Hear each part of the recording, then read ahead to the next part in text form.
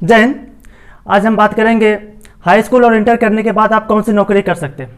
इसलिए बात करना ज़रूरी है क्योंकि यदि आप सोच रहे हैं कि हाई स्कूल इंटर करने के बाद ग्रेजुएशन करने के बाद आप नौकरी की तैयारी करेंगे तो ये आपके लिए अच्छा है। यदि आप कोई भविष्य में कुछ करना चाहते हैं, पहले से ही आपका लक्ष्य क्लियर है, तब तो ठीक है। यदि आपका लक्ष्य नहीं क्लियर है और आप जल्दी नौकरी पाना चाहते हैं, क्योंकि आप अच्छी तरीके से जानते हैं कि हर एक इंसान और हर एक छात्र, घर वाले चाहते हैं कि लड़का कितना जल्दी नौकरी पा जाए। और यदि आप जल्दी से जल्दी नौकरी पाना चाहते हैं और यदि आप इस समय हाई स्कूल और इंटर में हैं तो आपके लिए बहुत ही सुनहरा अवसर है। सुनहरा अवसर इसलिए है क्योंकि यहाँ पे जो हम आज बताने जा रहे हैं, जिसके बारे में हम बात करने जा रहे हैं, मैक्सिमम 21 साल तक आप नौकरी पा जाएंगे, यानी कि 21 साल उसकी मैक्सिमम एज है। लेकिन यदि आप ग्रेजुएशन कर लेते हैं तो आपकी जो एज स्टार्ट होती है फॉर्म अप्लाई करने की 18 साल से, और आप अच्छी तरीके से जानते हैं जब एसएससी का फॉर्म अप्लाई होता है 18 साल से स्टार्ट होता है।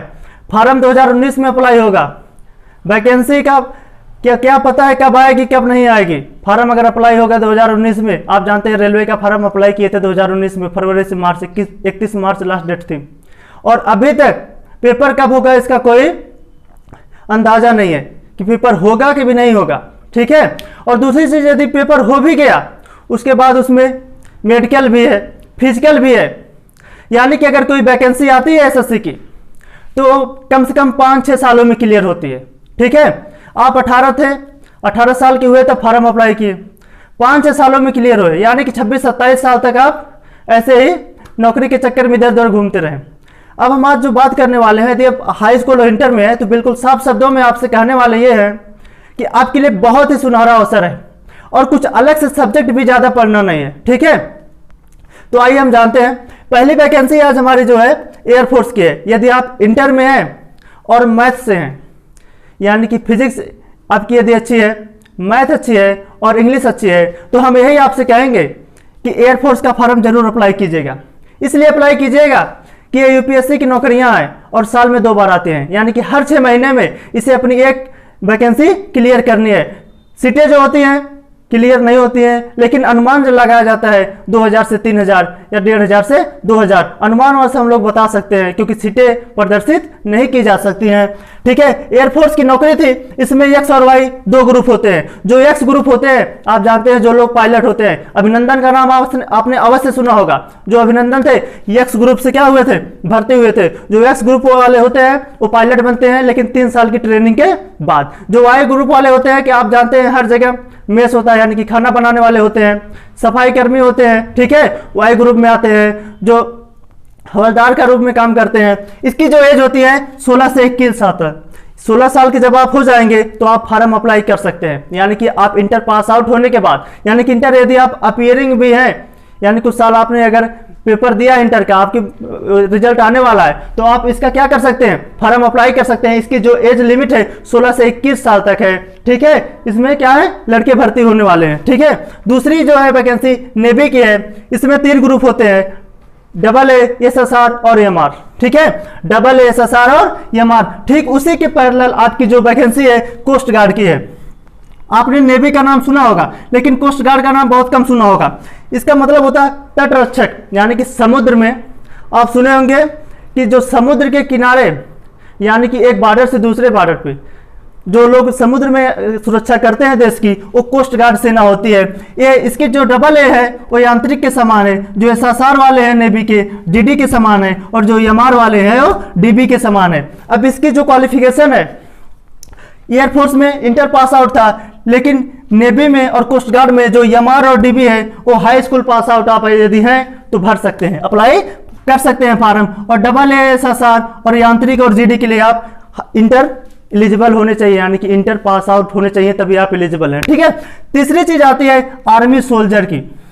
जब बात करते हैं आर्मी सोल्जर की, यदि आर्मी की बात की जाए तो ये सब जो है AA, SSR, navy, NDA, SSC, GD, ITBP, CISF, सभी लोग एक ही नाम से जानते हैं। किस नाम से, आर्मी के नाम से, ठीक है। आर्मी सोल्जर की जो वैकेंसी है उसमें मेल भी अलाउ है और फीमेल भी अलाउ है। और मेल की जो एज होनी चाहिए 17.5 से 23 साल तक, और जो फीमेल की एज है 17.5 से 21 साल तक। उसके बाद हम बात करते हैं SSC GD के, जिसका पेपर इसमें प्रेजेंट टाइम में चल रहा है। इसके अंतर्गत आते हैं ITBP, CRPF, BSF, CISF, AR, NIA और SSC। ठीक है, SSC GD के अंतर्गत कई वैकेंसी आती हैं।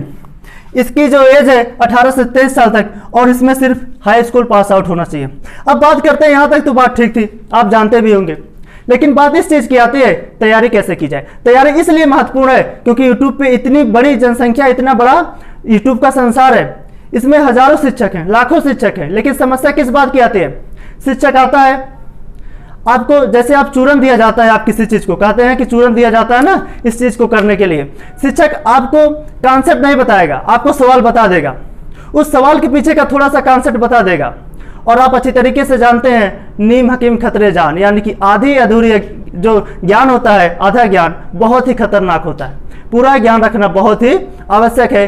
तो हमारा साफ शब्दों में कहना यह है कि आज से हम आपसे ये कमेंट चाहते हैं, यदि आप इसकी तैयारी करना चाहते हैं तो कमेंट कीजिएगा।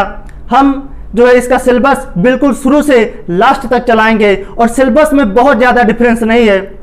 एयरफोर्स का जो सिलेबस है उसमें एडवांस मैथ है, फिजिक्स है और इंग्लिश है। ठीक है, नेवी में इसमें जो है जनरल साइंस है, ठीक है, एडवांस मैथ है और अर्थमेटिक का भी पोर्शन है, उसके बाद जीके है, एनडीए का भी वही हाल है। कोस्ट गार्ड में जो है जीडी का और डीबी का, डीबी का जो सिलेबस है जनरल साइंस, रीजनिंग, जीके और अर्थमेटिक, और जीडी का जो सिलेबस है उसमें एडवांस मैथ और फिजिक्स और इंग्लिश। ठीक है, तो हमारे कहने का मतलब यह है कि जो भी सिलेबस है पूरा इस चैनल पे पढ़ाया जाएगा, किसी प्रकार की कोई दुविधा नहीं होगी और बिल्कुल कॉन्सेप्ट के साथ पढ़ाया जाएगा। बस और लोगों से और हम में बस इतना अंतर है कि सभी लोग सिर्फ क्वेश्चन बताते हैं, मैराथन चलाते हैं, और हम कॉन्सेप्ट के साथ मैराथन चलाएंगे, क्वेश्चन बताएंगे। ठीक है, मिलते हैं अगले वीडियो में, तब तक के लिए दीजिए हमें इजाजत। लेकिन यदि जानकारी अच्छी लगी हो तो शेयर कीजिएगा, चैनल को सब्सक्राइब कीजिएगा और कमेंट जरूर कीजिएगा।